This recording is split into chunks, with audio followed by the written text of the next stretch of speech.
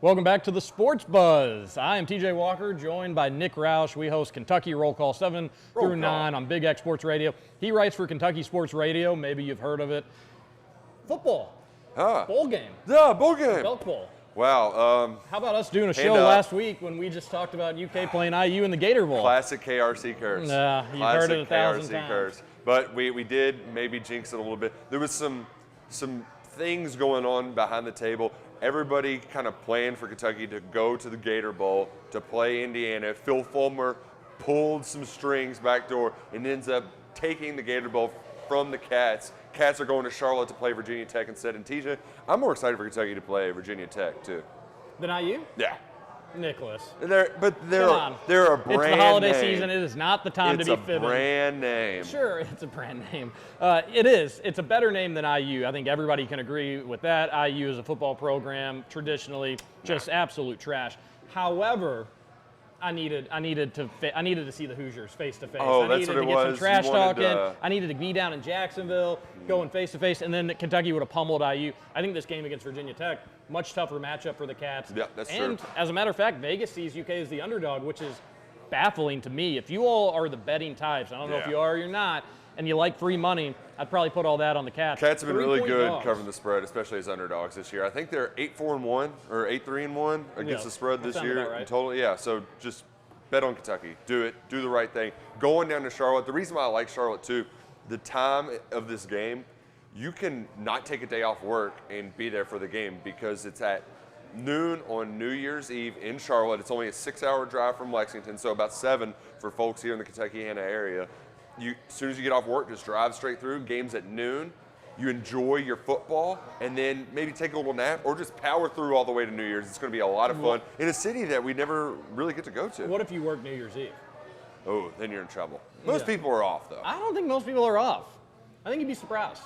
Maybe halftime. We're not going to be off. We're actually doing radio down in Charlotte. We will. We'll be down there doing the radio show live from Charlotte, so that'll be a good time. Lynn Bowden announces this will be it. Yep. The Lynn Bowden show ends in Charlotte. With Bowden ball. With Bowden ball. Right. As he will play his last game. He announced he's going to the NFL as a junior, leaving early, which is great for Kentucky from a recruiting standpoint. Obviously, UK will miss him. He'll be very tough to replace. Right. But he will play. And yes. in this day and age, when you see so many star players sitting out bowl games, and let's be real, the Belk Bowl, this is fun. This is going to be a good opportunity for Kentucky.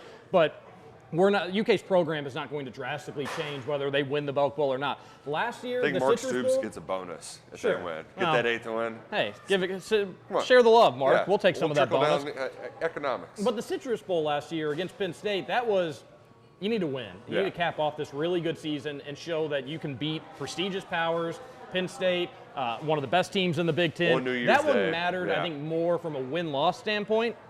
I still think it says a hell of a lot about Lynn Bowden that he's going to risk injury. And boy, you know he's going to take a lot of hits. That's the way this offense works now. And it just says a lot about the kid. I don't think anybody has grown up more in their time at UK as a football player than Lynn Bowden. You remember when he got there, he seemed like he could potentially have some off-the-field issues. Every other tweet He was a real piece of work. Sure. Real piece of work. He was. But he's gotten it together. But now he just seems like he does have it all together. He's excited for this next opportunity, and I know all of UK fans will be rooting for him in the NFL. But one more game, got to beat the Hokie Pokies. One more game. And then you go on and you finish with another 8-win season for the Cats. He spoke to the media when he got back. It was Kentucky's first bowl practices were held this week. The coaches took a little bit of a break from recruiting. They got off the road finally. Bowden, now with the Horning Award, for the nation's most versatile player. He said that, I want to do the right thing and not playing. I couldn't do that to my teammates. I couldn't do that, and I want to leave a lasting impression here in Lexington, and I think that's certainly going to be the case in Charlotte. So, in your lifetime, and you're a young 27 years old?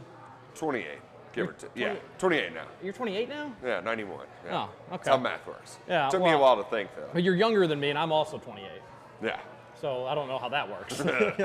Anywho, where does he rank in players you've seen play at Kentucky. We could get into all the old folks and stuff like that, but we didn't get to see those people face to face. Players that I've seen personally, he would be in the top 5. I think number 1 is Josh Allen. He was just a third down beast. I've never seen anybody do anything like that on the defensive side of the ball. Faced double teams in the SEC and just still was a monster. Put up unreal numbers and swept pretty much every defensive award he could. But he's in that same category with Couch, Lorenzen, Snell, and Randall Cobb. Like those guys are the best of the best. I think he's in that company, and then it just comes down to personal preference because the guy really has done everything for Kentucky, been the leading receiver the last 2 years, especially in 1 year when he was a quarterback. So you got a little bit of everything from him. And even though we're going to remember this year for his quarterback play, I still think his best moment ever as a Wildcat was when he subbed himself in at Missouri. Kentucky's offense was struggling to move the ball. The game, it looked all but lost. If Lynn Bowden doesn't do that, Kentucky loses. Was it 14-3 at that? Yes. Yeah, it was 14-3 at that moment. He subs himself in, takes it to the house. His first punt return all year, takes it to the house, gives Kentucky new life, and the Cats go on and win in walk-off fashion. That was incredible. And if I'm not mistaken, I think he had a big catch or two in that final drive where Kentucky had to go the length of the field to win it on the final possession. Of course, we're talking about last year. This year, what he did will never be forgotten. The numbers that he put up, the way he just crushed Louisville was impressive. Give number 3, UK player in my lifetime. Better than Randall Cobb. Yeah. That's been a big debate for folks. I'm sorry, Randall was great for Kentucky, but if he had to be put in a situation that Lynn was put in, I just don't think he would put up the numbers. He did play quarterback at times, and he was probably a better passer than Lynn Bowden. However, just the way that Lynn was able to do it on the ground, incredibly impressive. Josh Allen, number 1, I agree with you. I'm going Tim Couch, number 2.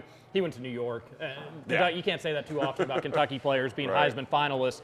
But Lynn Bowden, I'd put number 3. And hell, we talked about it on the radio show. If you took Lynn Bowden's numbers, he started 7 games as quarterback? Yeah, 7 games. 5-2, and really should have been 6-1. That Tennessee game is going to bug me for the rest of my life. But if you took his numbers that he did in the 7 games and you spread them out on an average over a 12-game span, he would have been in New York. He would have been in New York. The numbers would have been unavoidable. I think he would have rushed for 2,200 yards and what was it? I think like 28 touchdowns or something like that. SEC records left and right. Absolutely. But I don't think he would have beaten Joe Burrow, who did win the Heisman. Yes. It completely swept the table. It was a hell of a year for Joe Burrow, and I was happy to see the Bayou Bengals get a Heisman winner. First one in 60 years. You are the Cincinnati Bengals, Nick Roush. You're a big loser. Big loser. You get the number 1 pick in the draft. Are you taking Burrow, the Ohio kid? Or are you doing Chase Young? The Ohio State kid. The Ohio State kid who is really similar to Josh Allen, maybe better than Josh Allen, which is saying something because of how highly we think of Josh. But who are you taking with the Bengals? Number 1 pick on the clock. Hurry up. Joe Burrow. You got to go with the quarterback because it's a quarterback's game, and if he can lead your franchise for 10 years, you just got to go with him.